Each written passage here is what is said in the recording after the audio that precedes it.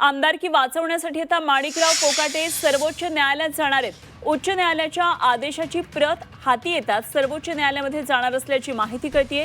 हे प्रकरण उच्च न्यायालयामध्ये न्यायप्रविष्ट असताना सत्र न्यायालयाच्या निकालाला स्थगिती देण्याची मागणी करणार आहेत। तर बनावट कागदपत्रांच्या आधारे शासकीय सदनिकांचा लाभ घेतल्या प्रकरणात कोकाटेंना 2 वर्षांची शिक्षा झालेली आहे। सत्र न्यायालयाने ही शिक्षा सुनावलेली आहे।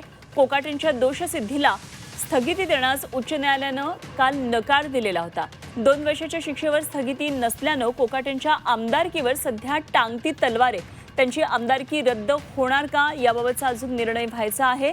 शिक्षा केवळ 2 वर्षांची आहे, त्यामुळे केवळ शिक्षेच्या अंमलबजावणीला स्थगिती देत उच्च न्यायालयानं कोकाटेंना जामीन मंजूर केलेला आहे।